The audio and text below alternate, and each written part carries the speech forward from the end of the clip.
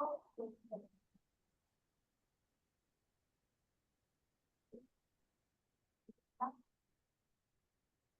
Adelante, dices doctor cuándo. José Miguel. No, listo, adelante.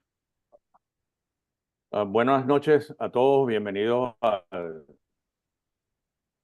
la conferencia de cierre de este primer año del curso de cardiología intervencionista y estructural con la Sociedad Igor Palacios, que esperamos sea el primero de muchos años en seguidilla. De aquí en adelante se convierta en una tradición con la cantidad enorme de alumnos que tiene el doctor Igor, brillantes eh, especialistas en el área de cardiología intervencionista. De hecho, hoy nuevamente tenemos en la noche un brillante cardiólogo venezolano de nombre Pablo Rengifo, hijo de médico venezolano con una trayectoria desde el 2005, está en los Estados Unidos haciendo una labor de preparación inicialmente muy intensiva y ahora es más bien un director enorme de orquesta en una hospital en Tallahassee, gigantesco, donde hace no solo cardiología intervencionista, sino también muy fuerte en estructural, pero dirige además un centro o coordina un centro de investigaciones. En este momento está corriendo incluso más de 30 ensayos clínicos, o sea que es una cosa gigante. Estamos muy admirados por su recorrido, pero sobre todo estamos muy complacidos de que tome su tiempo para estar con nosotros y lo estamos tratando de fichar para la Sociedad de Cardiología como habitué de nuestros eventos. Está haciendo actualmente investigación en inteligencia artificial, que es el tema dominante del momento y con el que creemos que van a cambiar muchas cosas, no solo en medicina, sino en la vida de todos los habitantes de este planeta.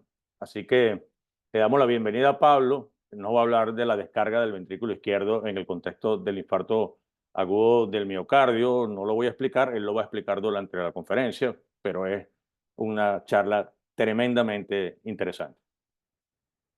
Adelante, Adrián. Eh, Ariadna, mi amor, con la grabación.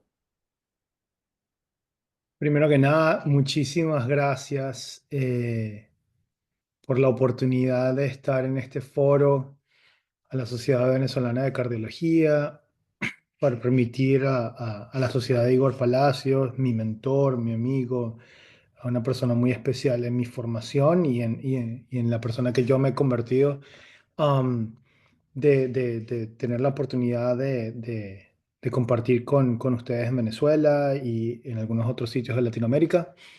Eh, Hoy no vamos a hablar de un tema estructural, vamos a hablar de un tema coronario, pero se ha vuelto un tema que me apasiona mucho y ha sido muy interesante en estos últimos años, que es la descarga del ventrículo izquierdo en el tratamiento del infarto agudo del miocardio. Eh, yo no tengo ningún conflicto de intereses relevantes a esta presentación y, y vamos a empezar con el electrocardiograma y con un caso de un paciente que tuvimos hace 11 meses. Es un paciente femenino de 62 años de edad que refiere dolor precordial agudo que empezó 5 horas antes de presentarse a la emergencia de nuestro hospital. El dolor de pecho era de carácter opresivo. Y ven en el electrocardiograma como hay elevaciones del segmento ST de V2, V3, V4, algo en V5 y también en 1 y ABL, mostrando un infarto anterolateral. Eh, y bueno, no es muy infrecuente. Nosotros vemos probablemente 20 a 25 infartos agudos al mes en nuestro centro, aquí en Tallahassee, en Florida. Pero importante es que la enfermedad coronaria y la enfermedad isquémica del corazón sigue siendo la causa número 1 de mortalidad en el mundo. Y a pesar de que hemos hecho mucho progreso en el ámbito de revascularización, inicialmente con bypass coronario, angioplastia con balón, trombolisis, después stents metálicos y después con medicación. Hemos sido muy efectivos en disminuir la mortalidad del infarto agudo del miocardio como tal, pero hemos visto un aumento de la incidencia y la prevalencia de la enfermedad por falla cardíaca. De hecho, es un, es algo que tenemos que financieramente trabajar mucho porque requiere muchos recursos trabajar con pacientes con enfermedades de falla cardíaca y también que son pacientes que viven por muchísimos años, entonces son gastos que continúan siendo importantes para la economía del sistema de salud. Y sabemos que desde hace muchísimo tiempo, este es un artículo del año 71, pero a finales de los 60 se hablaba mucho de la posibilidad de, revascularización, pero también más que revascularización, cómo se disminuye los requerimientos de oxígeno y de energía del músculo cardíaco en el momento del infarto agudo para disminuir la zona de infarto. Y esto ya Brownwell lo estaba hablando de eso en el año 71, dando beta bloqueantes en pacientes que estaban teniendo enfermedad aguda del miocardio. Pero los tiempos cambian y el enfoque cambia. En el 77, Gronzig hizo la primera angioplastia y hubo un cambio en la forma de pensar estábamos pensando antes en cómo aumentar la perfusión y disminuir el consumo energético. Y el enfoque se fue completamente a cómo revascularizar rápido. Se estableció que las 2 primeras horas eran las más beneficiarias y había un beneficio a las 12 horas y después no mucho beneficio después de las 12 horas de la revascularización. Entonces, todo se transformó en cómo revascularizar más efectivamente el paciente. Y de hecho, el dogma de el tiempo es músculo se hizo cada día más importante. De hecho, se estableció que cada retraso en la revascularización de 30 minutos estaba asociado con un aumento de la mortalidad del 7,5% anual y con un aumento del crecimiento de la zona de infarto del 30%. Entonces, con eso en nuestras cabezas, incluso con data mucho más nueva, sabemos que por cada incremento de 5% del tamaño de la zona de infarto, la mortalidad y la hospitalización por falla cardíaca aumenta en 20%. Entonces, sabemos que la media del tamaño del infarto es aproximadamente el 18% de la masa del total del ventrículo izquierdo. Entonces sabemos la importancia de disminuir el tamaño de esa zona de infarto. También sabemos que los determinantes del tamaño o del daño que se le hace al músculo cardíaco durante el infarto están relacionados a 2 cosas. Primero, al flujo, ¿ok? Si hay una oclusión coronaria, si no hay colaterales, si hay enfermedad de múltiples vasos, si hay disfunción microvascular o si hay una hipotensión sistémica, ¿ok? Entonces vamos a tener problemas para dar oxígeno y dar sangre al miocardio. Por otro lado, si hay un aumento de la frecuencia cardíaca, si el estrés de la pared del ventrículo es alto, si la presión sistólica es alta, si la presión diastólica es alta, si el trabajo del músculo cardíaco es alto, la demanda de oxígeno es alta. Por tanto, la carga ventricular se refiere a todas estas variables que van a aumentar el consumo de oxígeno. Y también sabemos que una respuesta al infarto al miocardio, ¿ok?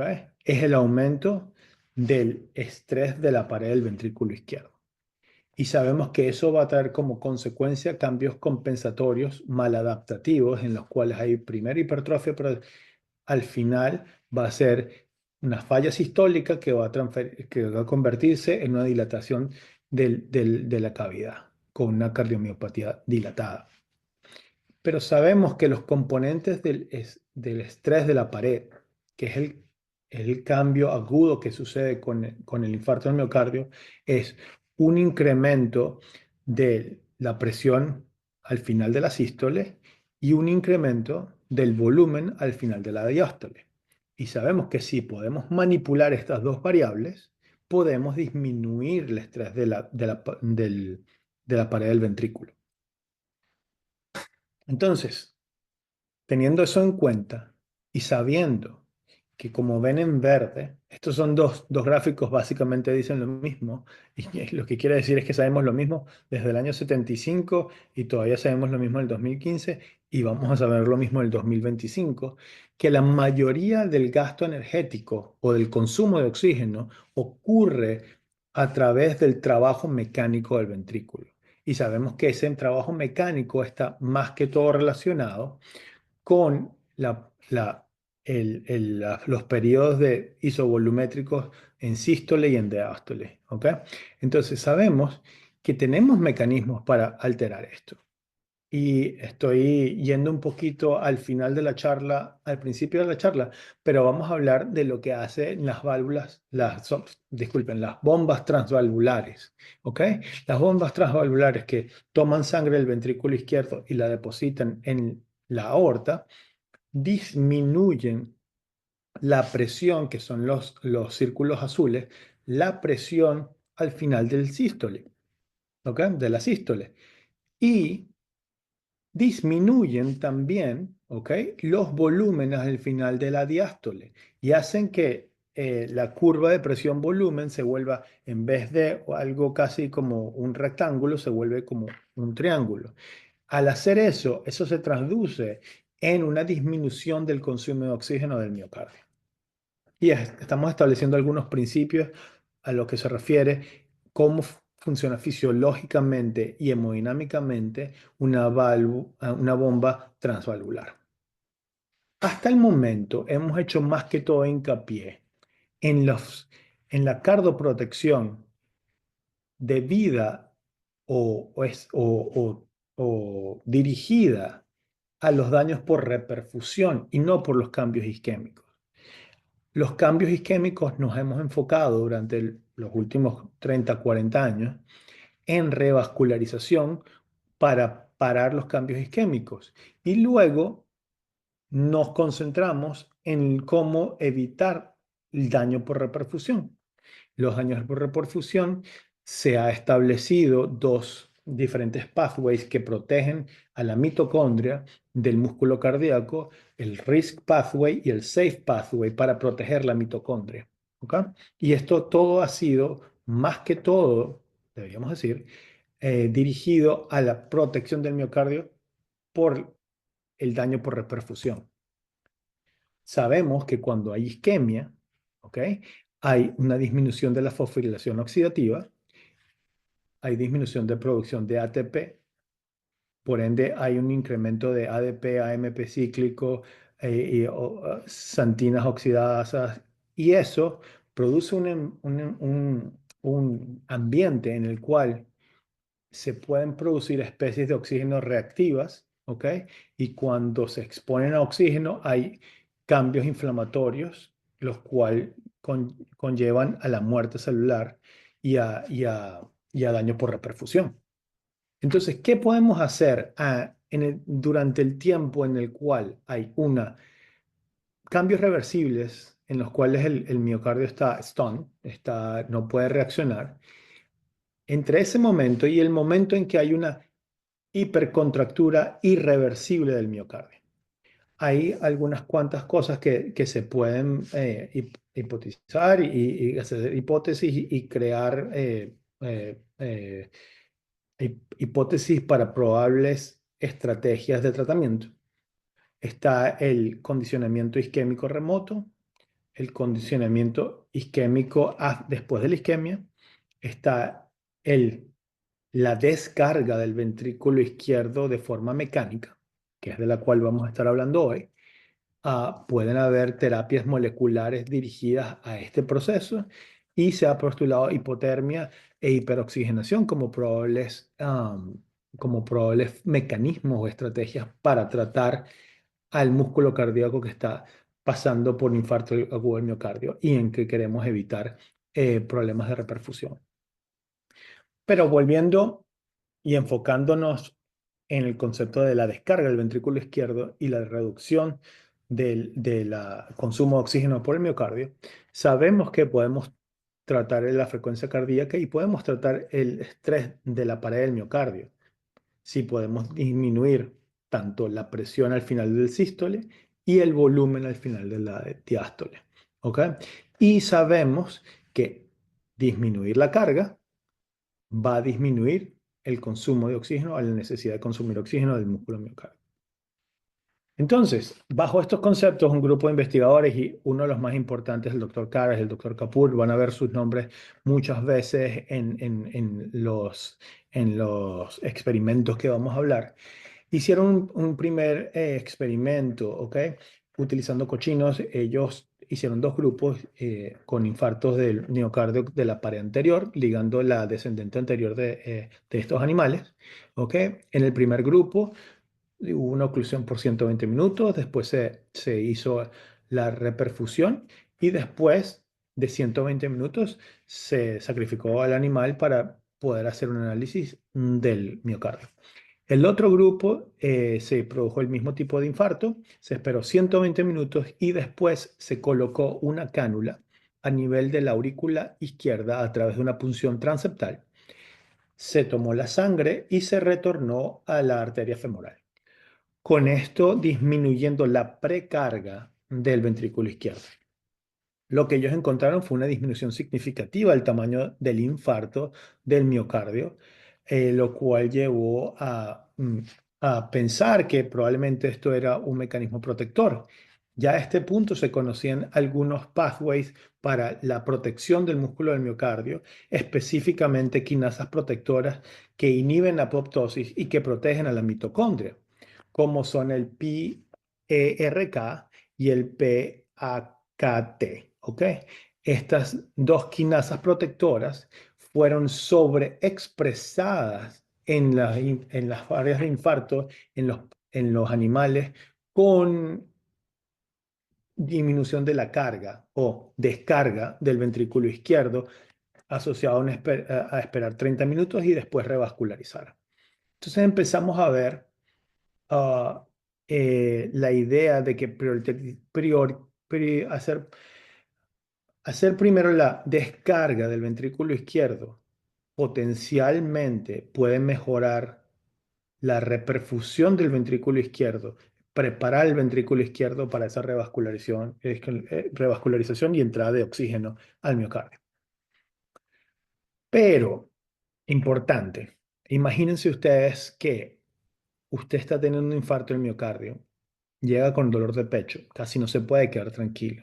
Y la estrategia va a ser ponerlo en la mesa, obtener acceso a la vena femoral, subir hasta el corazón, probablemente utilizar o eco intracardíaco o eco transesofágico para hacer una punción transeptal para después colocarlo usted en tomar esa sangre de la aurícula izquierda y regresarla a la femoral.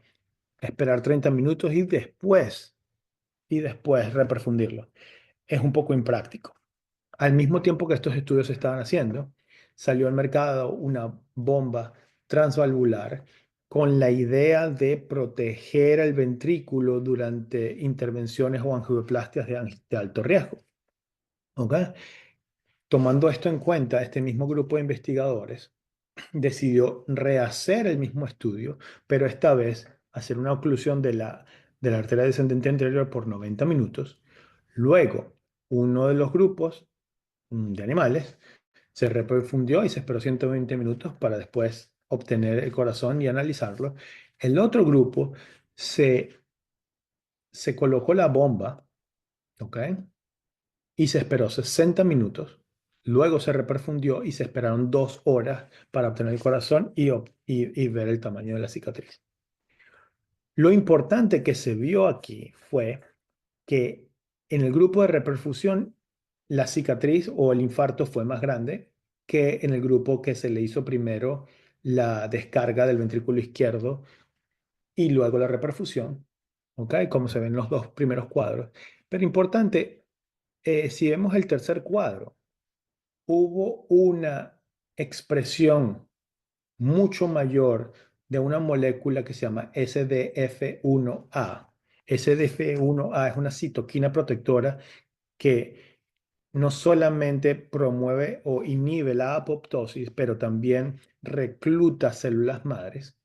Y eso estuvo mucho más expresado en los pacientes que fueron descargados, que tuvieron cicatrices más bajas o más pequeñas, comparado con el grupo control.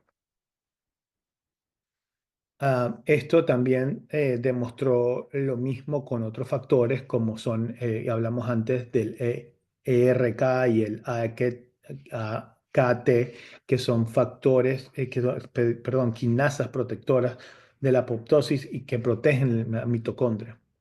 También en el grupo que le hicieron disminución de la carga o descarga del ventrículo izquierdo a través de la bomba transvalvular, hubo mayor expresión de BCL2, que es una sustancia que inhibe apoptosis también. ¿Ok? Y hubo una disminución de la expresión de BAX. BAX es un factor que promueve apoptosis, como ven en el cuadro I y en el cuadro I y en el cuadro H.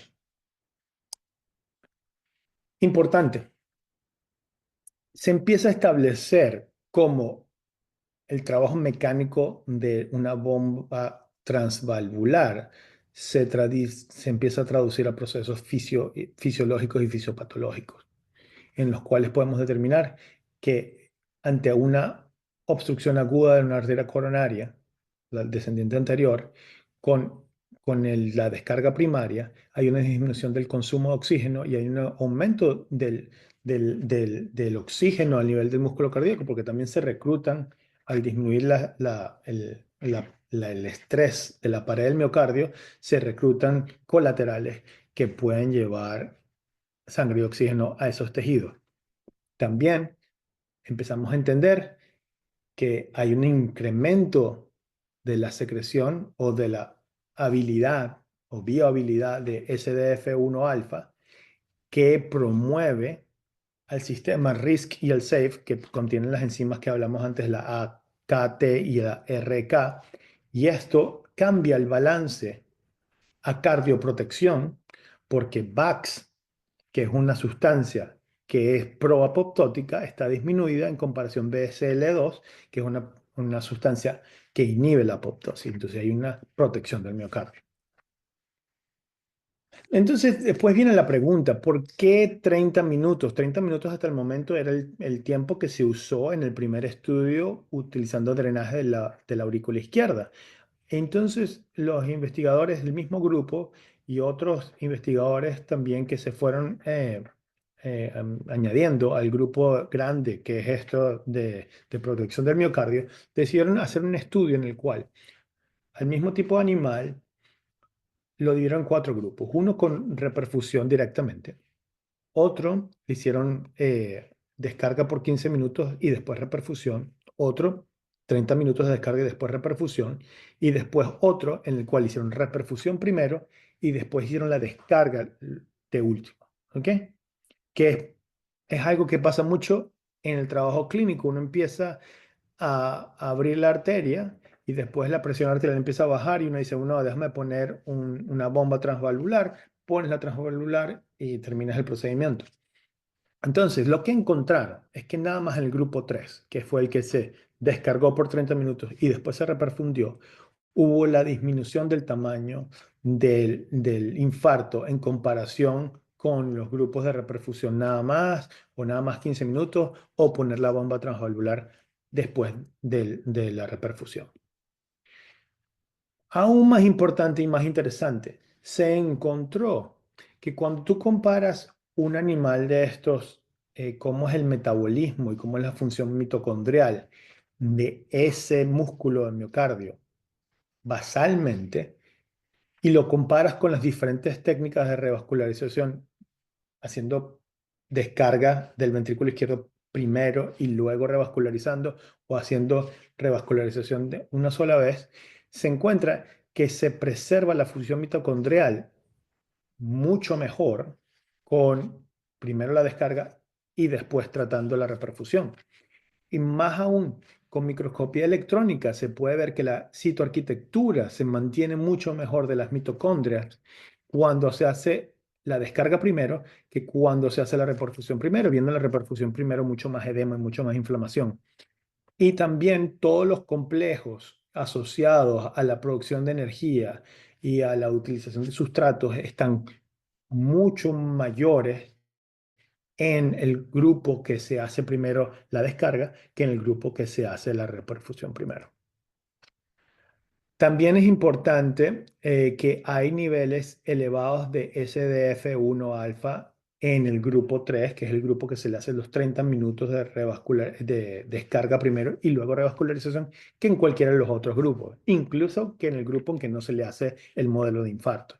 Entonces, estamos encontrando una situación en la cual, al parecer, hay factores que protegen de la apoptosis y que reclutan células madres en estos pacientes que se le hace descarga por 30 minutos antes de la revascularización. Ahora, es importante, ¿por qué hay un nivel alto de SDF1 alfa en los pacientes que se le hacen unloading? Se buscó enzimas que degradan, ¿ok? Que degradan el SDF1 alfa, y lo que se encontró es que la expresión de estas enzimas MMP2, MMP9 y DPP4 están inhibidas en los pacientes en que se le hace, ¿ok? Que se le hace descarga primero por 30 minutos y después se revascularizan, lo cual empieza a sugerir que es porque estas enzimas no se expresan que el factor SDF1 alfa está elevado y por ende se está cardioprotegiendo el músculo cardíaco. Esto también se encontró con enzimas que son proapoptóticas, como la caspasa 3 y como el VAX. Los dos están mucho más expresados en los pacientes que se le hizo revascularización primaria, en vez de haber hecho primero una descarga por 30 minutos y luego revascularizar.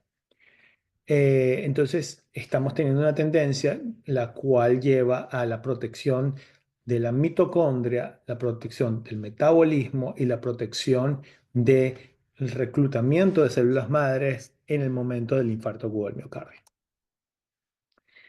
Luego viene la pregunta, ¿esto es un fenómeno que ocurre nada más durante el tiempo en que la descarga está sucediendo o es un proceso que se transmite en el tiempo, va a durar en el tiempo? Entonces se hizo un estudio en el cual se hicieron dos grupos ah, de infartos de la descendente anterior. En un grupo, después de 120 minutos se reperfundieron y en el otro grupo, después de 120 minutos, se puso la bomba transvalvular y después se midieron a diferentes momentos, 7 días, 14, 21 y 28. Y después se hizo el harvest o se hizo el sacrificio del animal para poder analizar el miocardio. Pero al mismo tiempo se hicieron muestras por cardiac MRI, por resonancia magnética cardíaca, a los diferentes momentos. Lo que se encontró fue que eh, los cambios y el definitivo cambio, que es el aumento en el plasma del SDF alfa, SDF1 alfa, ocurrió durante todos los puntos de seguimiento. O sea que el efecto de la descarga del ventrículo izquierdo por 30 minutos se tradujo en mayores niveles de esta sustancia durante todo el mes. Lo otro que se pudo corroborar fue que los cambios por resonancia magnética ocurrieron y favorecieron al grupo en que se hizo descarga primero, ¿ok? Y también eso se pudo ver en MRI, el tamaño de la cicatriz o el infarto del miocardio.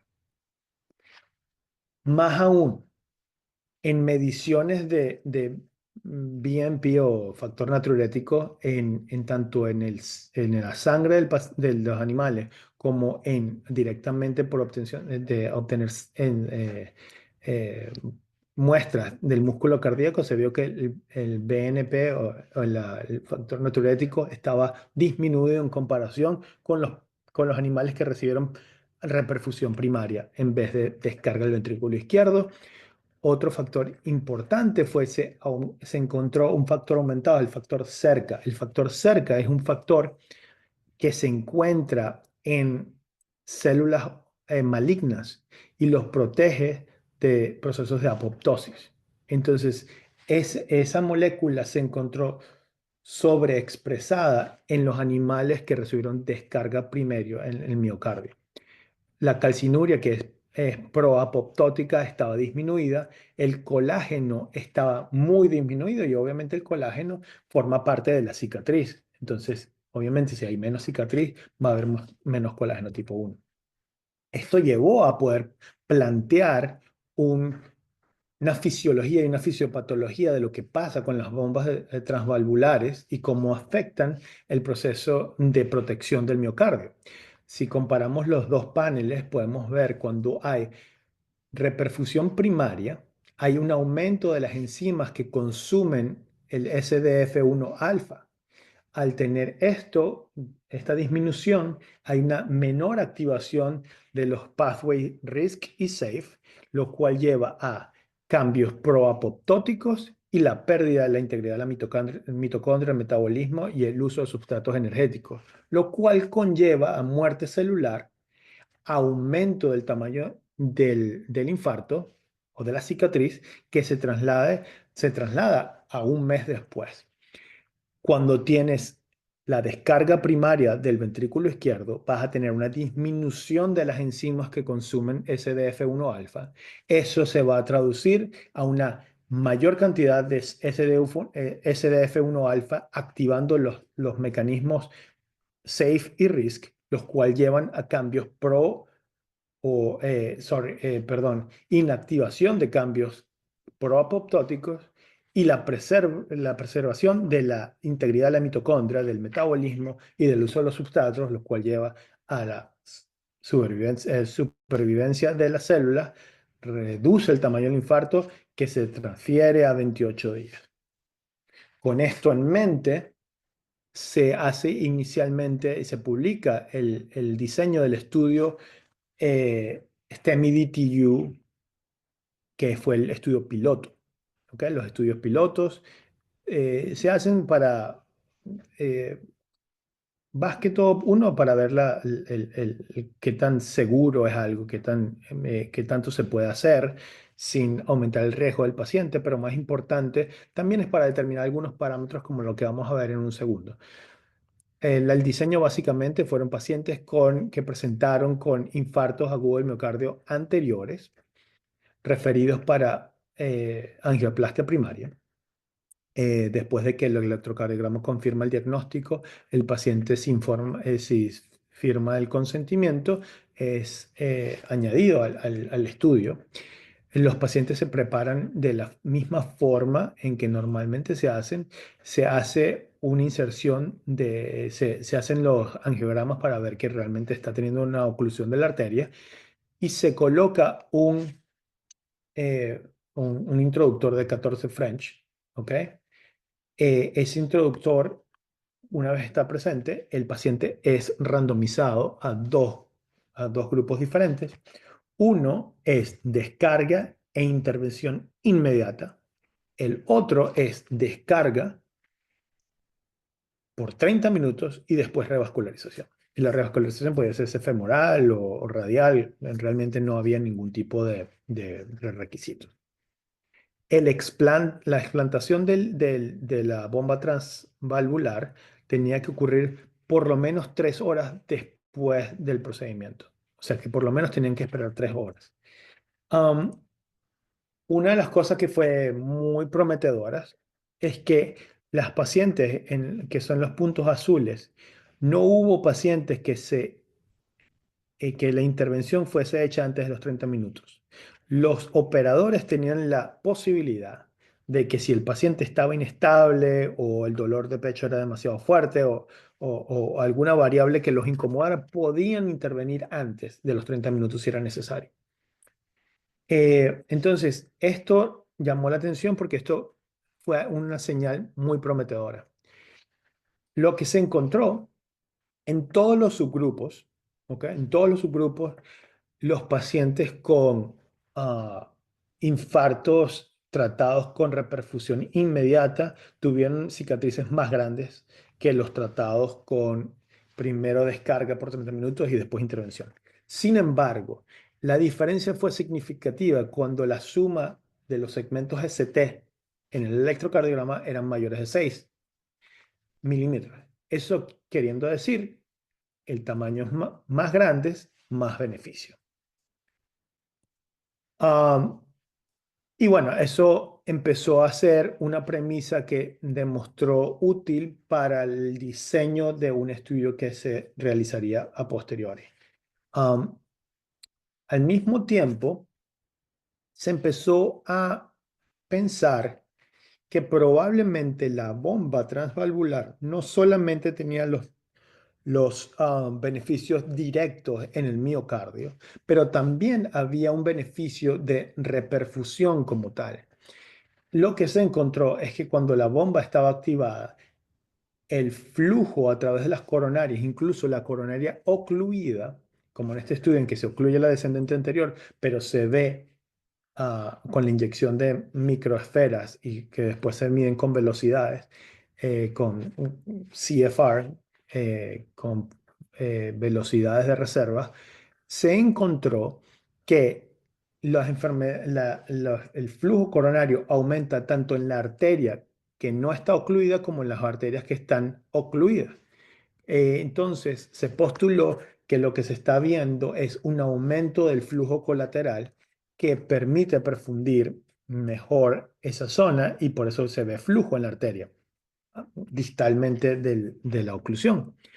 Y la interpretación de esto es que cuando disminuyes disminuyes el estrés de la pared del miocardio, facilitas que el flujo coronario a través de colaterales de la circunfleja a la descendente anterior se promueva y hay un mayor flujo en ese medio.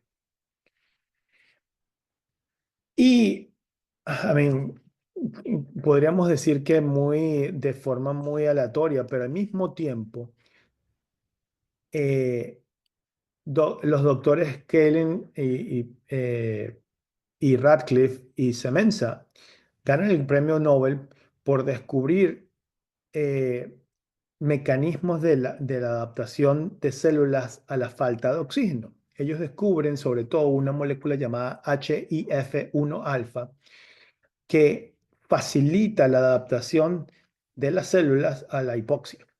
Entonces, los mismos investigadores deciden hacer un estudio muy parecido, pero esta vez hacen observaciones diferentes. Ellos agarran dos grupos, los grupo A y grupo B, cada uno con dos subgrupos.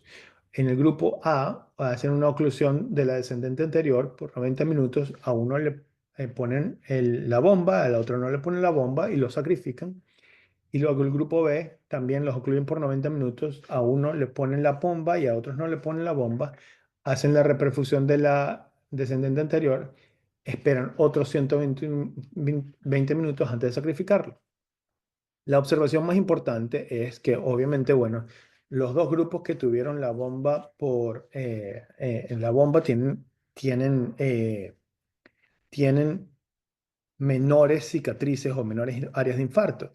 Pero lo importante de este estudio es que ellos encuentran que los pacientes que no recibieron bombas de cualquier tipo expresaron mucho más el H1F1 alfa, el PH2 y el PH3, que habían sido recientemente descubiertas como factores que hacen que la célula se aclimatice a la falta de oxígeno, queriendo decir que los animales que recibieron la bomba no tenían hipoxemia en esas células y por eso no sobreexpresaron estos factores, lo cual establece que la implantación de la bomba transvalvular para disminuir la descarga del ventrículo izquierdo no solamente tiene un efecto en el miocardio, también tiene un efecto en la reducción de la isquemia como tal.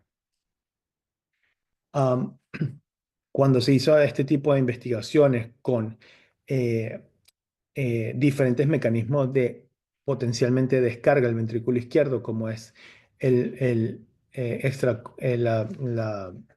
la oxigenación de membrana extracorpórea venoarterial en comparación con la bomba transvalvular, se encontró que las áreas de cicatriz son menores en el músculo cardíaco de los pacientes que recibieron la bomba transvalvular comparada con el ECMO. Y una de las interpretaciones de esto es que cuando uno pone a un paciente en ECMO, uno está aumentando la poscarga, a pesar de que estás disminuyendo la precarga. Cuando tomas la sangre venosa, estás aumentando la poscarga porque estás poniendo toda esa sangre en la arteria.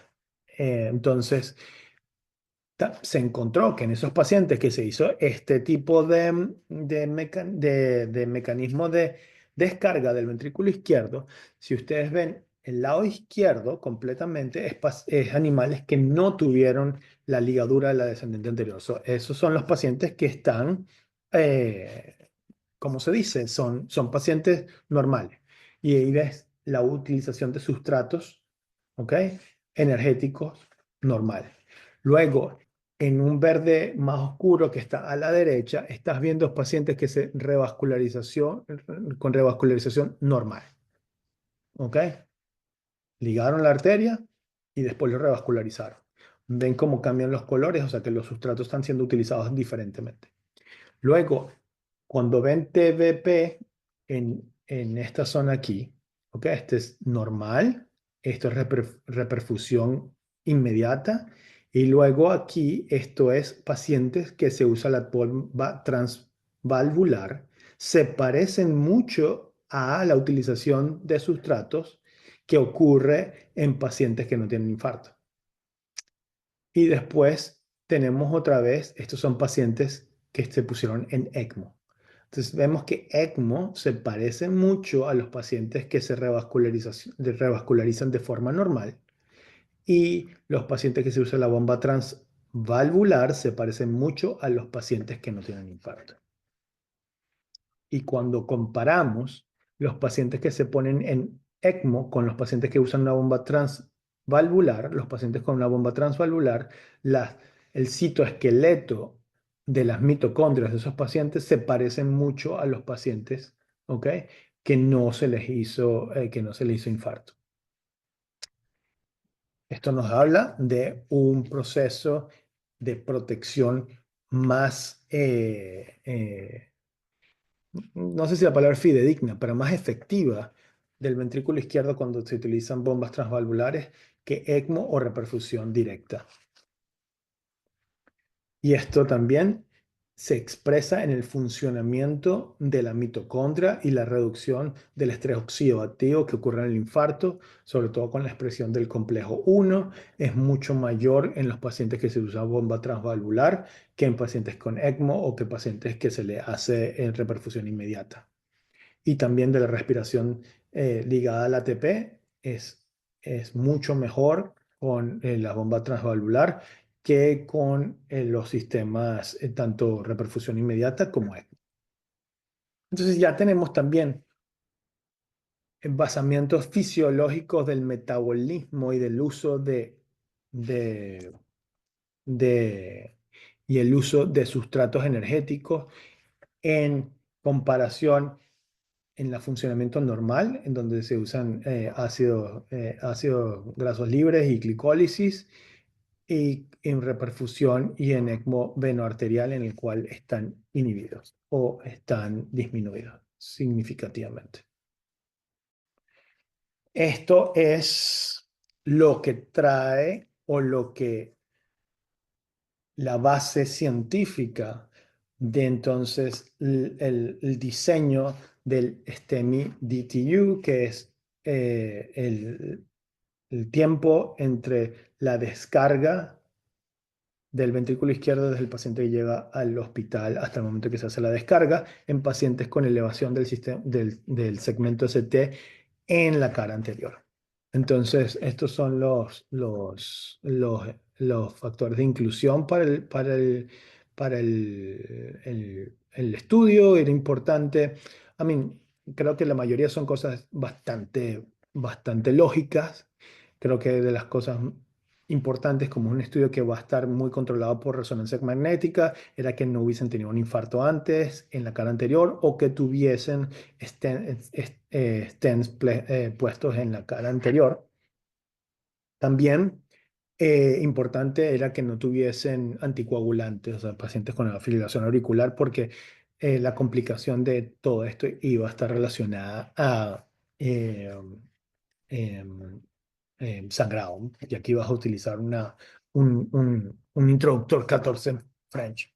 Eh, y fue nosotros participamos, nos fue muy bien en este estudio, yo era el investigador principal en mi centro, nos fue muy bien y fue un estudio bastante difícil de hacer porque había que explicarle todo esto a un paciente a las 2 de la mañana antes de llevarlo al laboratorio de cateterismo y al mismo tiempo, si no querían participar, no podíamos afectar nuestros tiempos de puerta a balón porque nosotros nos miden nuestra calidad dependiendo de nuestros tiempos de puerta a balón también.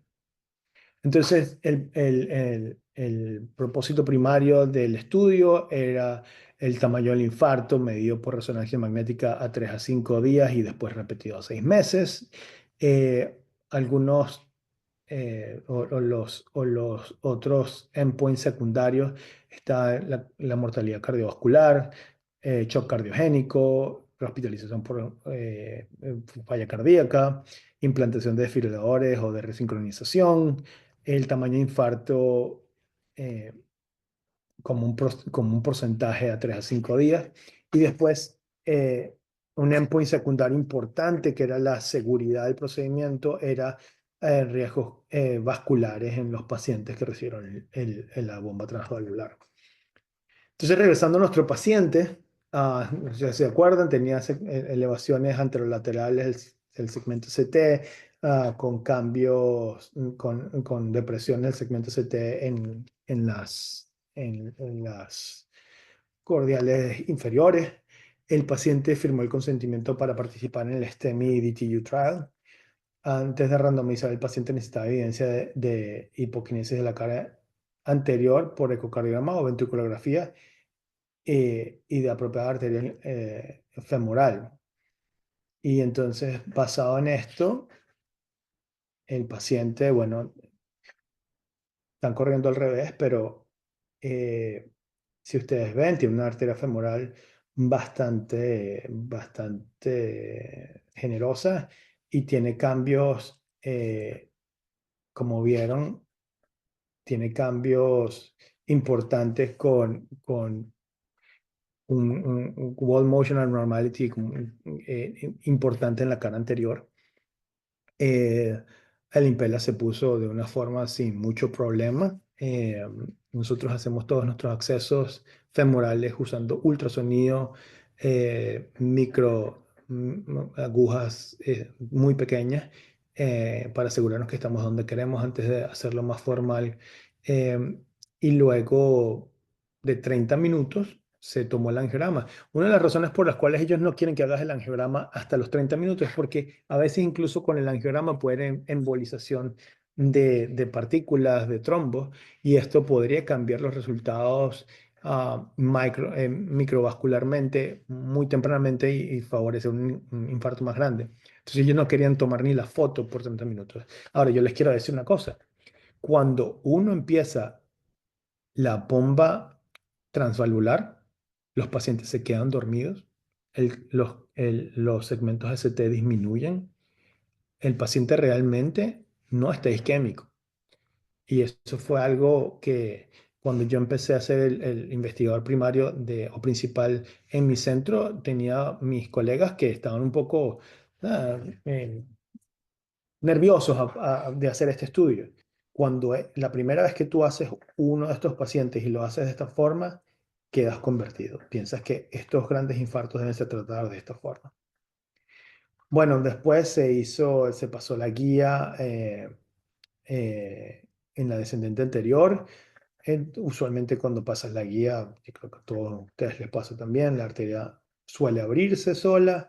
Se le aplicó balones a la arteria y luego se puso el stent. Tomamos fotos de la coronaria derecha en donde tenía lesiones también, que no se trataron en ese momento. La paciente tuvo una recuperación satisfactoria y fue dada de alta 3 días después de su presentación. Importante, nada más para que sepan, nosotros fuimos colaboradores importantes en este estudio. Nosotros empezamos 2 años después que muchos de los otros centros y nosotros tuvimos el mejor incorporación, la tasa de incorporación de pacientes mensual de todos los centros y terminamos el estudio terminó en octubre de este año y nosotros terminamos siendo el 6.º centro en el mundo y el 4.º centro de los Estados Unidos en poner pacientes en este estudio. Y yo diría que las conclusiones es que el uso de las bombas transvalvulares en el infarto agudo del miocardio que envuelve la cara anterior limita el consumo de energía miocardia y la isquemia a demanda, especialmente bueno, modelos animales, el concepto de la curva presión-volumen y gradientes de flujo del dispositivo y presión transvalvular se traduce en estimulación de las vías de señalización cardioprotectoras canónicas del infarto agudo del miocardio, preserva la integridad estructural y funcional de la mitocondria, tiene efectos duraderos a 28 días.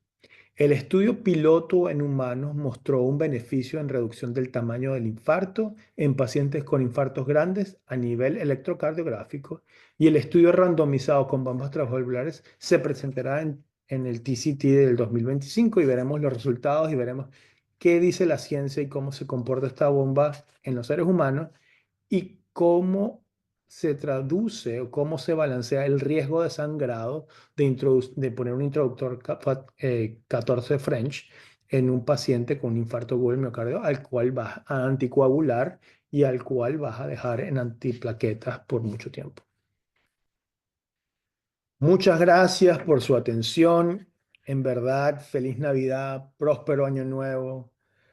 Les deseo prosperidad y esperanza para el año 2025. Sabemos que este año 2025 es muy importante para todos los venezolanos que quieren a su tierra y bueno, estaremos pensándolo y en la expectativa del año que viene.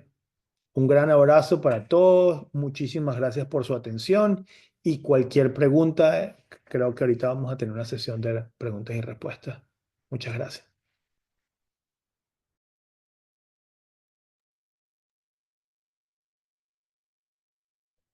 Magnífico, Pablo. Excelente presentación y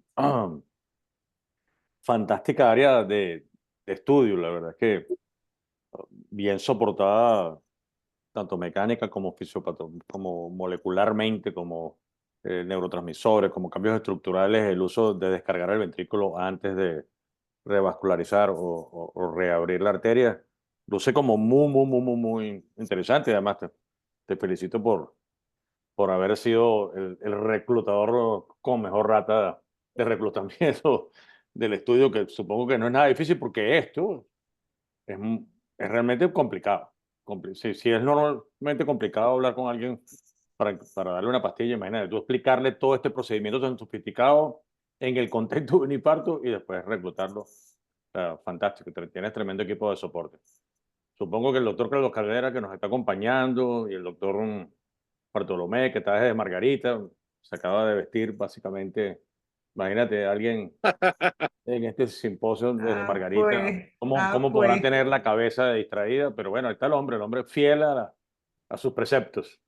No Hola sé a si todos tienen alguna también. pregunta. Ay, hola, Susi, ¿cómo estás, mi amor? Buenas noches. Yo tengo una pregunta. Ajá. Bueno, Entonces, bueno, pues empecemos con Susi, con la primera pregunta. La doctora Susana Blanco, Pablo, es la actual presidenta de la Sociedad Venezolana de Cardiología. mucho gusto. Susana. Hola Pablo, ¿cómo estás, Pablo? Buenas noches, de verdad que para nosotros es un honor tenerte. Muchas gracias por tus palabras, sobre todo las últimas me pegaron muy fuerte. Buenas noches a todos.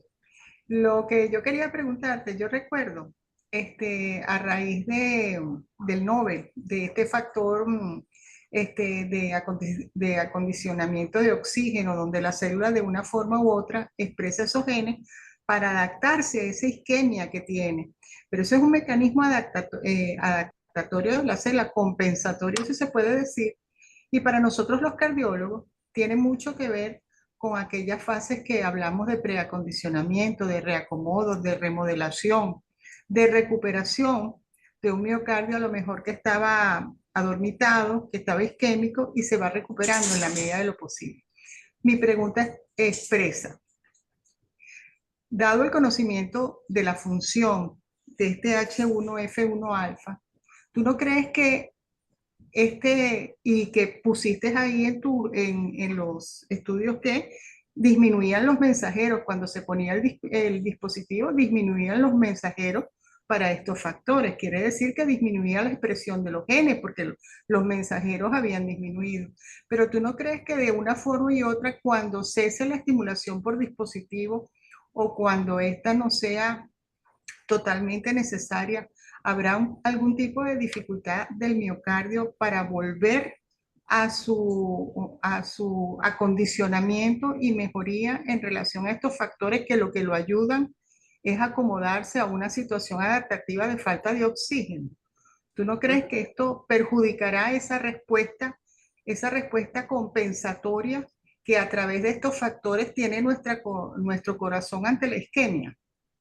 Bueno, lo interesante es que cuando hicieron el chequeo, porque lo que hicieron fue que algunos de los animales los iban sacrificando a la semana, a las 2 semanas, 3 semanas, 4 semanas, el factor GD1 alfa estaba elevado todavía, a pesar de que básicamente el estudio la bomba fue utilizada nada más por 30 minutos. Estos factores se mantuvieron elevados hasta un mes, que fue lo que chequearon, hasta 28 días. Entonces yo creo que hay un cambio, o básicamente como que se aborta el proceso de la isquemia cuando pones la bomba de transvalvular. Yo creo que estos factores, o sea, que son adaptativos de la hipoxemia, son importantes cuando estás haciendo el condicionamiento isquémico, puede ser antes o después. Cuando estás haciendo eso, yo creo que está favoreciendo esa adaptación, pero eso no está pasando cuando está ocurriendo el infarto agudo del miocardio, en el cual probablemente durante un periodo de tiempo de 120 minutos, de 190 minutos, de 3 horas antes de que el paciente se presente a abrirse la arteria, no está ocurriendo todos estos procesos en que disminuyes la precarga y la poscarga del ventrículo izquierdo y está favoreciendo todas estas expresiones genéticas. Entonces, cuando estos pacientes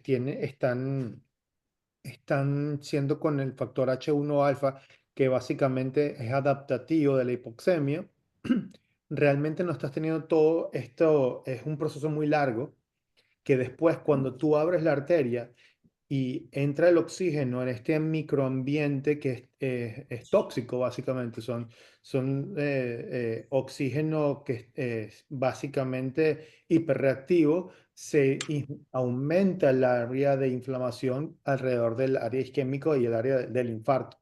Entonces yo creo que realmente lo que se hace con la bomba es básicamente abortar lo que está sucediendo y se vuelve a un metabolismo cercano al metabolismo normal y a la utilización de sustratos y a la preservación de la mitocondria. Porque una vez que la mitocondria se daña, realmente la célula no va a llegar a ninguna parte.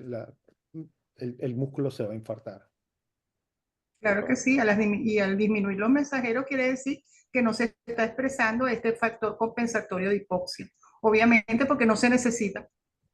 Exacto, no se necesita, porque y lo otro que está pasando es que con la bomba, al disminuir el estrés de la pared, se está favoreciendo todo ese flujo colateral, o sea que también está recibiendo oxígeno el músculo.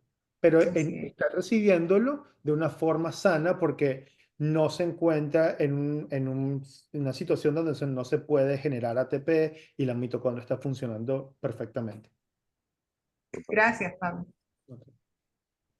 O sea, que de alguna manera en ese contexto la bomba funciona como un reclutador de vasos, un reclutador de colaterales eventualmente no manifiesta hasta el momento de la isquemia crítica, supongo, o ¿cuál crees tú que es el mecanismo? Bueno, la bomba está haciendo dos cosas. En un paso está disminuyendo el consumo de energía porque está quitando Bien, todo ese consumo de energía, lo está haciendo la bomba. lo está haciendo Al está hacer bien. eso y disminuir Demanda. el estrés de la pared, se está favoreciendo la expresión de moléculas, ya que básicamente porque las moléculas que normalmente eliminan el SDF1 alfa, que es un factor que protege la mitocondria y que también recluta células madres al mismo tiempo, las sustancias que normalmente van a oxidar o van a metabolizar al SDF1 alfa están no expresadas, y entonces no hay suficiente de esas enzimas. Este SDF1 alfa está sobreexpresado, sobrepresente, y estimula estas dos pathways que protegen la mitocondria. Al proteger la mitocondria, el metabolismo de las células sigue sucediendo de la misma forma que debería estar sucediendo y esa célula puede recibir sangre y oxígeno por colaterales sin crear un proceso inflamatorio aún más grande del que pudo haber habido.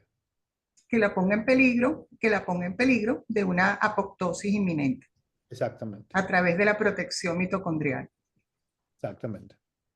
Carlito, Yo tengo un par de preguntas muy sencillas. Eh, la primera es, ¿se les hace evidente el reclutamiento de más colaterales cuando hacen el angiograma antes de hacer el procedimiento? Porque normalmente un infarto agudo rara vez tú ves colaterales porque es muy abrupto el cierre del vaso, ¿no? Pero ¿se les hizo a ustedes de alguna manera evidente ese reclutamiento de colaterales en la coronariografía?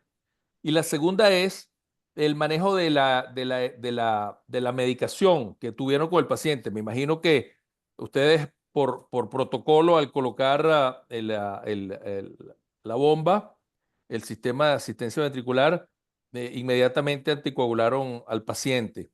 ¿Eso es así? ¿Y qué niveles normalmente manejaron de anticoagulación en esos pacientes? La pregunta tiene dos partes.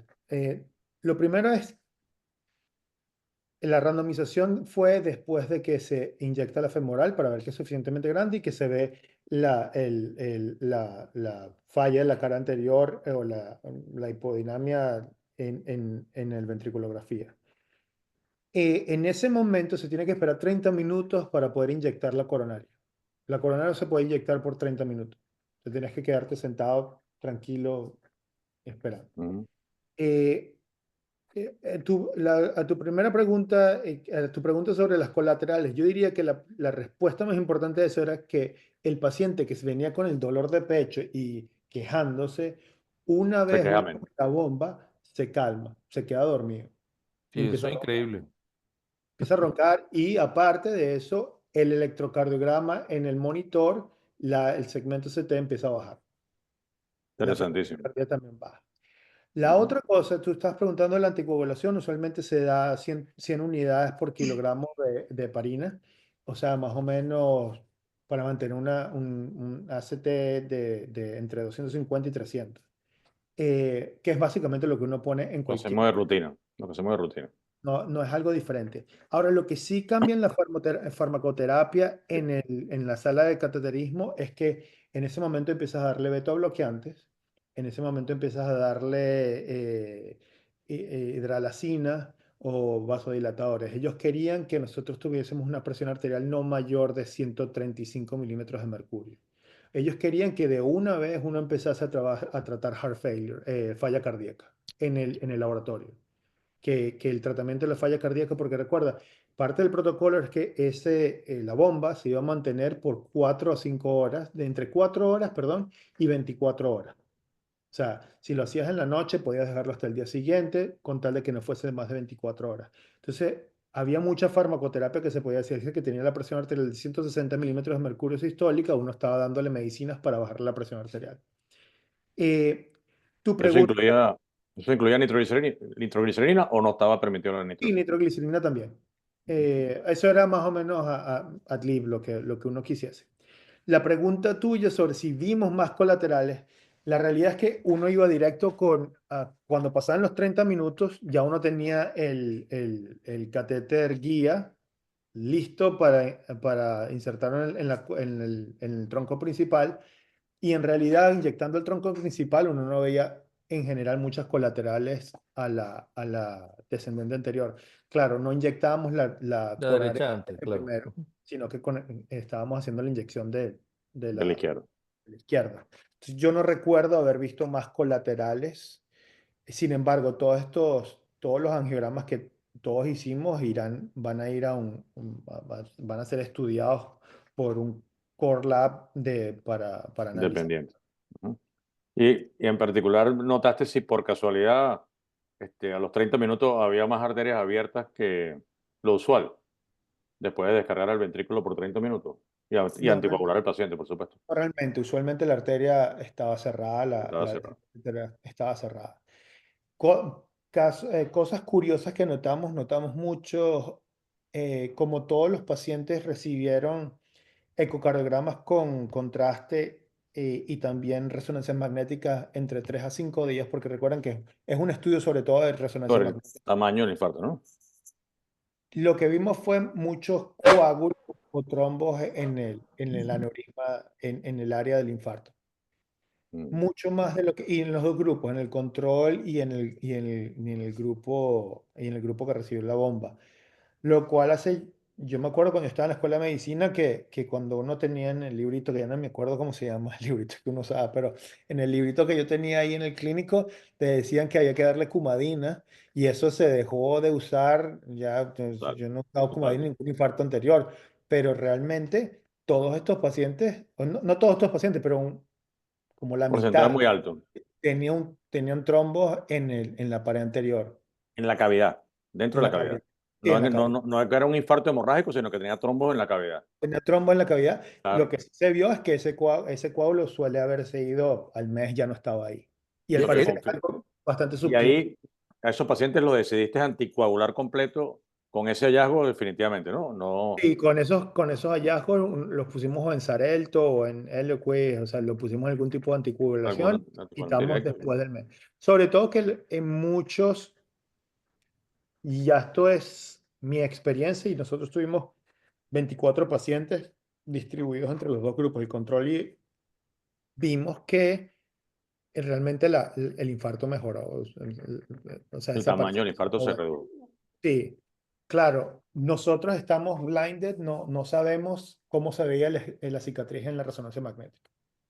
Lo Ujú. único que se nos dijo de la resonancia magnética es si había trombos en la pared, en la cavidad o no, pero no se nos dijo nada sobre el tamaño de la cicatriz. Lo único que sí podemos ver es el ecocardiograma, pero como ustedes saben, a veces el ecocardiograma hay cicatriz en la resonancia que uno no ve en el eco. En el ecocardiograma.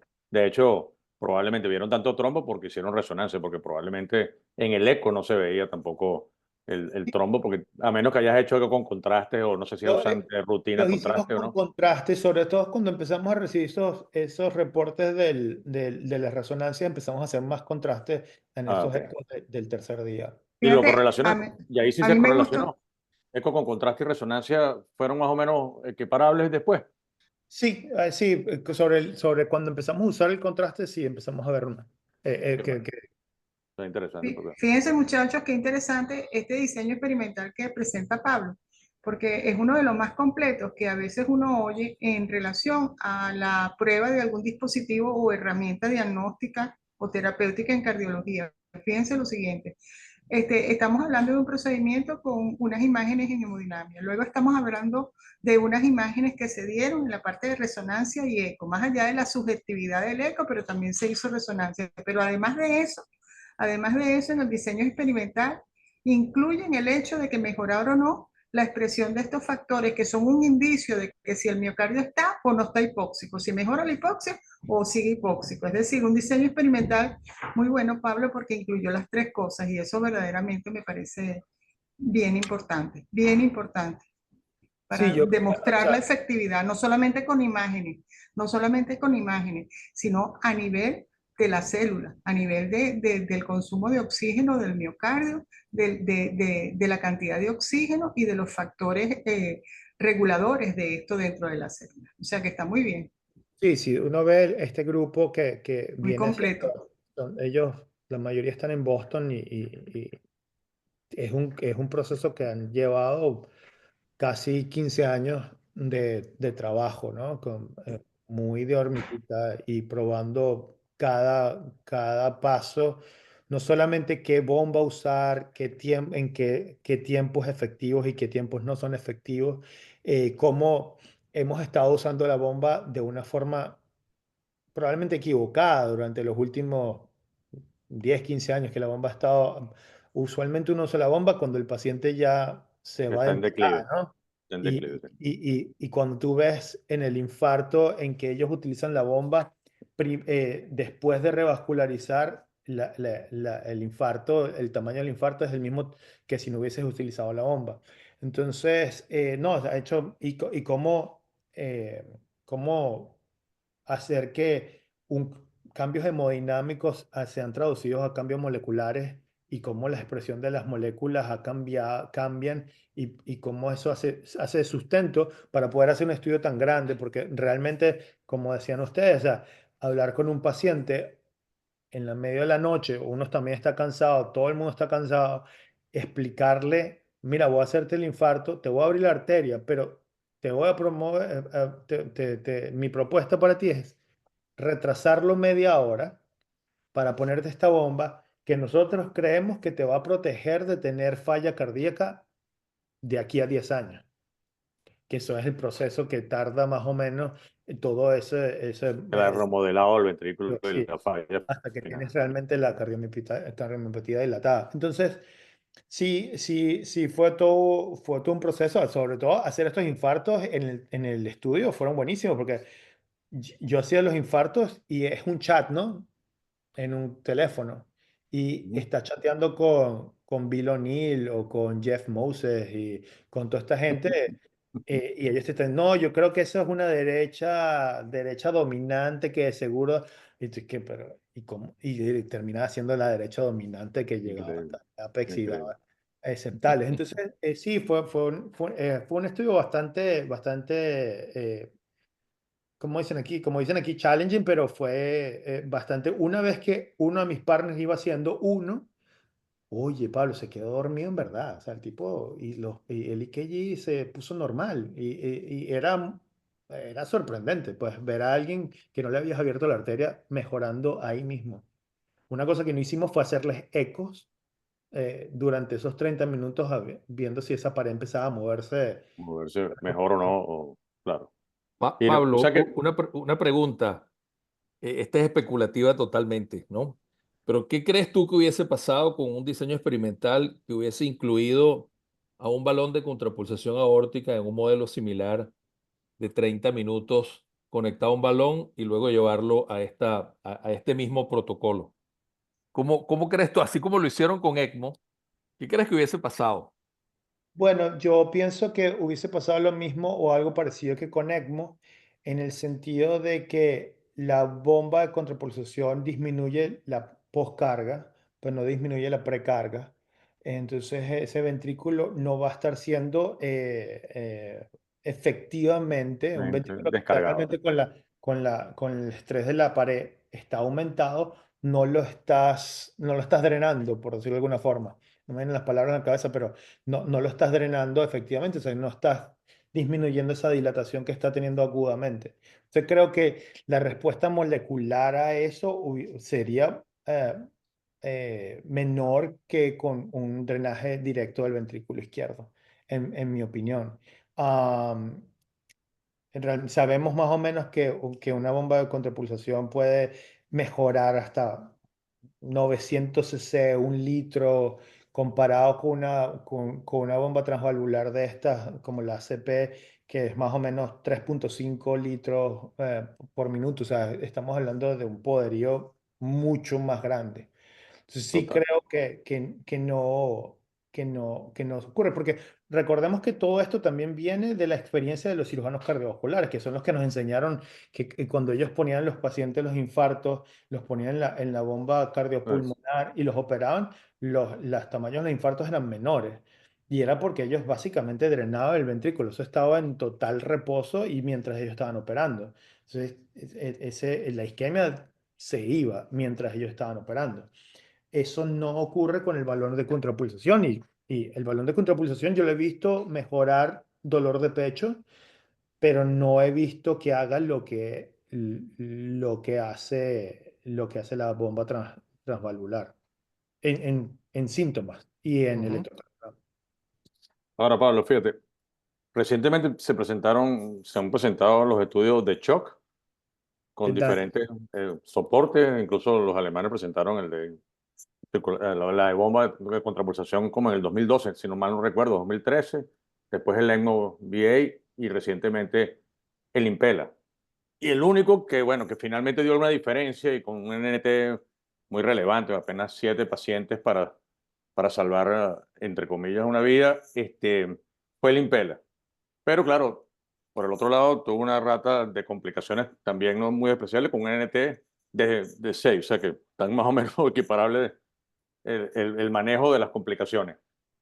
El tuyo sería la aplicación de estas bombas quizás en un estadio shock A, o sea, con pacientes con factores de riesgo para evolucionar a shock, un infarto de cara anterior grande, una sumatoria de ST mayor de 6. Probablemente será que esto pudiera ser una, una premonición de hacia dónde vamos con el manejo del shock cardiogénico para finalmente obtener resultados valiosos o no. Y además, claro, ustedes aquí, el tiempo del catéter fue bastante corto. Incluso en el uso del Impela, en el otro a veces te podías pasar a ECMO porque mantenías el Impela hasta 5 días, después si el paciente no estaba estable, claro, eran pacientes en, en condiciones completamente diferentes, pero ¿cuál es todo esto? Bueno, lo primero es que lo que tú dices, un infarto grande de la cara anterior, para mí es un estadio, básicamente, es, podrías llamarlo pre-shock, pero yo creo que es shock. De shock, pero es un Realmente, estadio base. O sea, un factor de riesgo alto para hacer un shock. eh, yo lo que creo es que van a haber cambios importantes. Ahorita va a salir al mercado una bomba para intervenciones o angioplastas de alto riesgo que va a ser de 9 French, que es el Ah, Impera mucho, SP. mucho más Eh, pequeño. sí, yo creo que si este estudio se hubiese diseñado ahorita, en vez de cuando se hizo, se haría con esa bomba Con SP, eso. porque la bomba SP, tú podrías hacer una femoral, no podrías, recordemos que con este caso, en este estudio, nosotros lo que hacíamos es que poníamos el Impela CP y perforábamos el mismo diafragma El mismo diafragma para el catéter guía. que era nada más un acceso. Serían dos accesos. El Impela SP es un poco más complejo para poner porque no tiene una guía que va por el medio. O sea, hay que Ah, mira. utilizar otra guía, probablemente una guía, yo no lo he puesto todavía, va a empezar ahorita en enero, febrero, vamos a empezar a usarlo, pero tienes que utilizar una guía para poder desplazar una de las valvas de la válvula aórtica para poder pasar el Pasar dispositivo. Va a ser un poco más complejo de utilizar, pero va a disminuir mucho el problema del sangrado, ¿no? Y las complicaciones vasculares. Eh, Ellos fueron muy cuidadosos escogiendo los centros que iban a hacer este estudio. Querían centros por ejemplo, manejar, yo manejar soy rutinariamente. estructuralista y mi grupo somos o estructuralistas dos nosotros o son tres periféricos. Está muy controlado, que son gente que estamos haciendo acceso femoral frecuentemente, porque Regularmente. que los Estados Unidos cambió y ahorita casi todo el mundo, hay gente que va a posgrados de intervencionismo y no hacen femorales, sino que han hecho puro radial.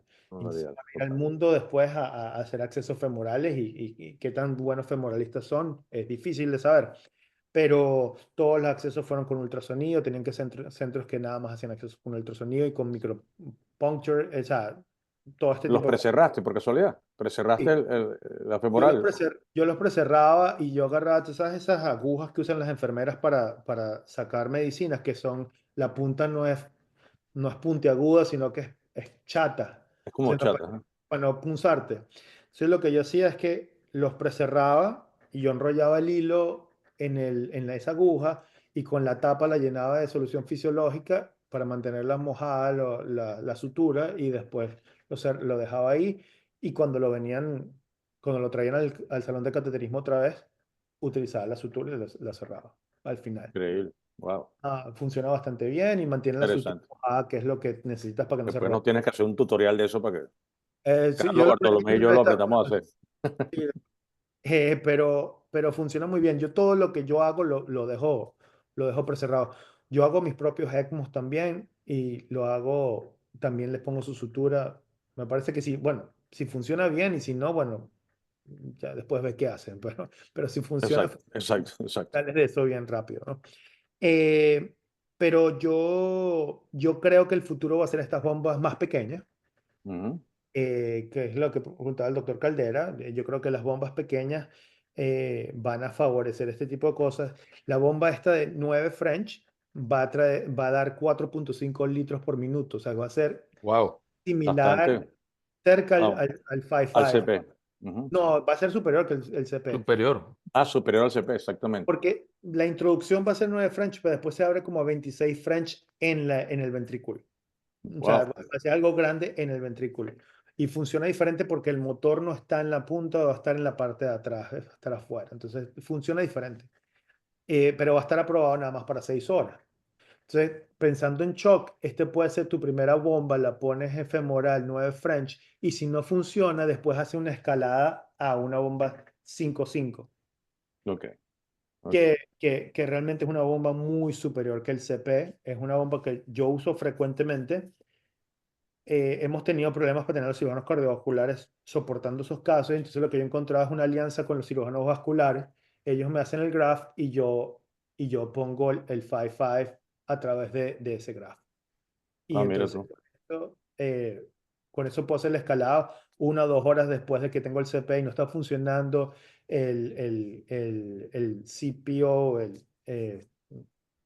perdóname que algunos términos no los preparé, porque parece fácil, pero probablemente mi prima estaba oyendo aquí. Yo di una conferencia en la Clínica de Caracas hace un año y me regañó tanto por los anglicismos No, no, que no, no, no, para nada. Ha estado yo perfecto. para, Lo único yo, que. no, yo para esta practiqué para no, para poder Ah, decir no, las pero eso cosas es en perfecto. español bien. Pero ahorita que me está sacando un poquito, sí se me No, no, vienen los anglicismos no. otra vez a la cabeza. Totalmente, totalmente. Eh, y yo creo que esa bomba de 9 French va a ser la primera bomba y después la 5.5 va a ser la escalada. Y yo creo que el CP, que es una bomba, a mi parecer, un poco más inestable, tiene produce muchas arritmias, el sangrado en la femoral por el ángulo en que lo pones. Y si el Ujú. ángulo es un poquito demasiado, entonces sangra. Si las enfermeras tratan de comprimirlo, más bien abren la terotomía y entonces sangra más. Ese tipo de cosas. Yo creo que la solución va a ser estas bombas femorales un poco muy transitorias, una cuestión de De horas. transición, a lo mejor va a ser suficiente en muchos casos y si no, lo optimiza de Y acuerdo a la evolución hemodinámica. Y si no es suficiente, o si tú tienes un paciente que va a necesitar una bomba por mucho tiempo, porque a Por mucho pesar de tiempo, que sí, puede hacer básicamente. los accesos anterógrados para perfundir la femoral, eso no es óptimo. Entonces, si tú empiezas a ver que una bomba se va a quedar más de un día, yo creo que lo correcto es, cuando todo el mundo esté despierto y tranquilo y descansado, poner una bomba subclavia. Yo creo que todo el Es mundo, el lo más paciente va. adecuado en ese caso. Claro, Y porque hubo después muchas complicaciones de isquemia femoral. por- ha habido en- históricamente, no sé cómo están en el estudio, y nosotros no tuvimos complicaciones tanto de la isquemia de la pierna.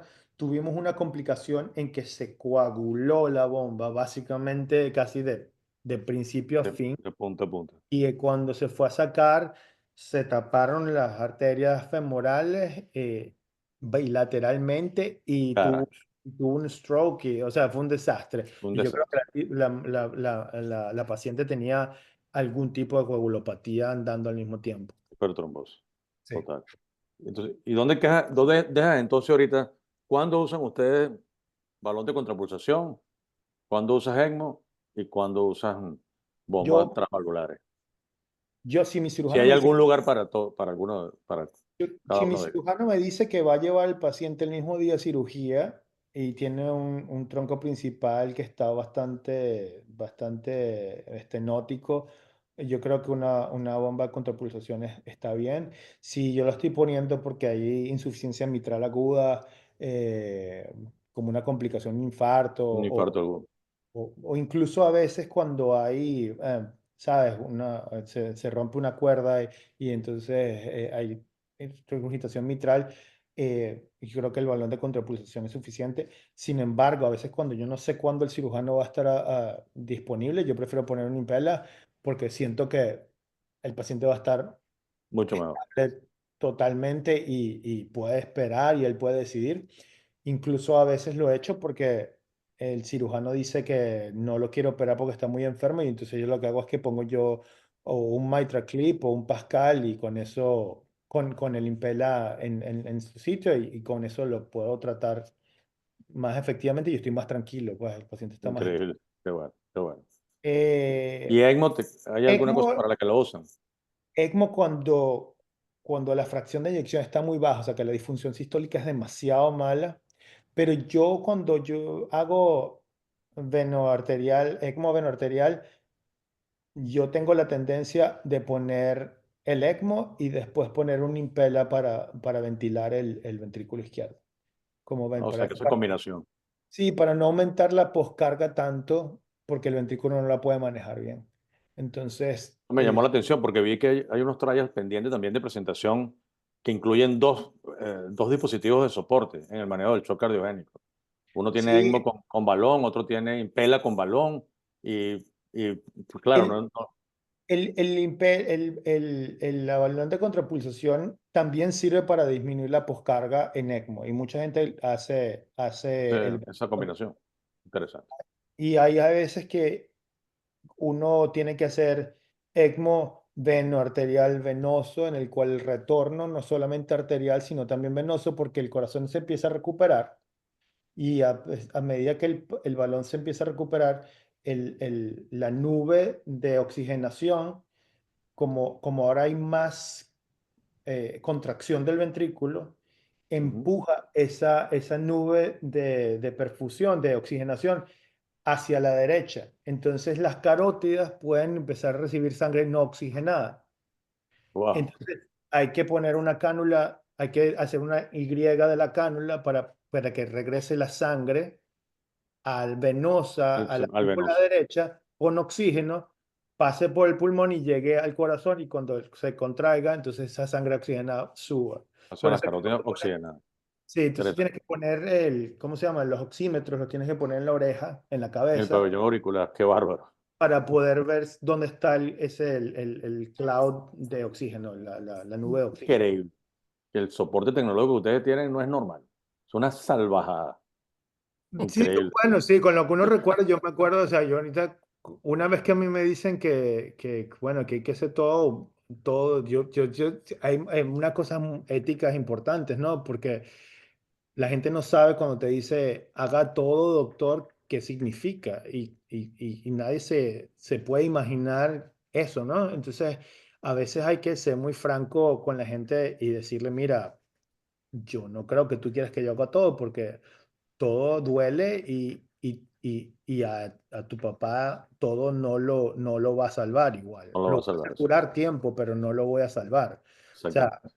entonces yo dirijo la parte de ECMO y de Mechanical Support aquí y yo, o sea, hemos puesto límites de edad, límites de comorbilidades, todo ese tipo de cosas porque si no Claro, es porque botar recursos por la ventana, simplemente practicar para total, total. satisfacción personal, pero no estás generando un Porque cambio yo de... supongo que al final ustedes van a tener fenotipos bioquímicos, hemodinámicos, demográficos de pacientes que se van a beneficiar de intervenir o no con el soporte circulatorio, porque la verdad es que también es muchísimos recursos, son tiempo hombres, tiempo enfermera, tiempo que hacen las cosas más complicadas y hay un paciente con una altísima mortalidad. Estos pacientes que vienen chocados tienen una altísima mortalidad, no importa lo que hagamos y lo bien que lo hagamos. Sí, y la otra cosa es educarnos nosotros mismos unos a otros de que hay que reconocer a estos pacientes cuando están en estadio B. Total. No te dejes llegar a En el C y mismo convertirte. comienzo es que uno tiene que, porque luego de allí todo Sí, va mucho peor.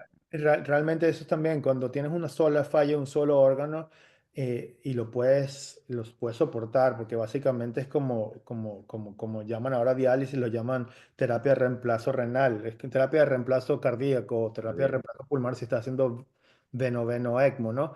Es simplemente soportar a ese órgano y dejar que los otros estén bien y que este órgano se recupere o se mande a trasplante, porque eso muchas veces veno arterial, lo que estás haciendo es ponerlos en ECMO, esperar un par de días, pero realmente si está tan mal el corazón, es mandarlo a un centro de trasplante. Mi centro no es de trasplante, o sea, nosotros tenemos que mandar a estos pacientes a otros sitios si no empiezan a virar hacia mejorarse, pues. Carlos, Bartolomé, ¿quieren? Bueno, yo creo que ha cubierto, Pablo, todas las potenciales preguntas y creo que ustedes han guiado muy bien esta parte de la conferencia. Nada más que todo darte las gracias porque sabemos primero que es Navidad y es época de familia. Y no, estamos muy orgullosos de verdad y de no solo eso, sino también la respuesta de la audiencia. Creo que la audiencia ha estado pegada a la charla y a la altura del speaker, a la altura de todo el equipo. Y bueno, un orgullo estar trabajando con ustedes. Muy contentos, Pablo, y nosotros ya afortunadamente tenemos Impela en Venezuela. Solo falta que masifiquemos vamos a decir, la tecnología para la disponibilidad de todos, ¿no? No, bueno, muchísimas gracias de mi parte otra vez, o sea, esto siempre ha sido un sueño de Igor, este tipo de lograr esto y ha tardado tiempo, ¿no? Poner a todo el mundo de acuerdo. Total, siempre cuesta Pero- mucho. y bueno, no, bueno, ojalá nos veamos pronto en vivo, no en cámara. Y bueno, igual, feliz Navidad a todos, feliz Año Nuevo y otra vez toda la esperanza para el año que viene. ¿Qué tan equipado estás tú en Tallahassee con hojas de hallaca y pan de jamón y Estamos bien, ese mi tipo mamá de vive aquí herramientas tan también. fundamentales para sobrevivir la Navidad que son... Hoy una paciente me regaló mi primer pan de jamón de la Navidad Ahí está, y muy ya me comí la importante.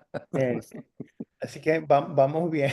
Y mi mamá va a Eso, hacer pernil para el 24, así que no, vamos bien. está bien, va bien. Entonces, te deseamos de verdad, estamos, como dijo Bartolomé, estamos fascinados con tu conferencia, con la profundidad de lo que nos transmitiste. De verdad que muy orgulloso además de que un venezolano tan brillante lo esté logrando, o como lo dicen los muchachos ahora, la esté partiendo en los Estados Unidos. Y te deseamos que esos éxitos se mantengan y que puedas seguir acompañando a los venezolanos desde donde estés. La verdad que feliz Muchísimas gracias y Navidad, que espero el que año nos que veamos viene sea allá pronto. fantástico y que nos veamos en Caracas aquí a finales de enero del 2025 celebrando todo en la calle. Bueno, Amén. Pablo, de verdad, Pablo, te deseo feliz Navidad de parte de la Sociedad Venezolana de Cardiología, de todos nosotros, su directiva, nuestros asociados. Este ha sido un curso espléndido, este es ya el último del año, pero esto va a repetirse. Sin lugar a dudas, esto tiene que repetirse porque el éxito del mismo ha sido de verdad fabuloso y todos hablan de él y hablan de una forma espléndida, tanto de la calidad de sus conferencistas como de los contenidos del mismo. Es una actividad novedosa para nosotros, es la primera vez que la hacemos bajo este formato, pero creemos que es exitosa, espléndidamente exitosa. Gracias, de parte de la sociedad, gracias Pablo, feliz Navidad Muchas y que las hallacas te queden muy bien. Veremos. Vamos a ver. Ay, Feliz Navidad. Excelente. Muy Buenas bien. noches. Buenas Feliz noches. noche. buenas noches, Feliz Navidad. Saludos en casa. feliz Navidad. Igual, saludos a todos.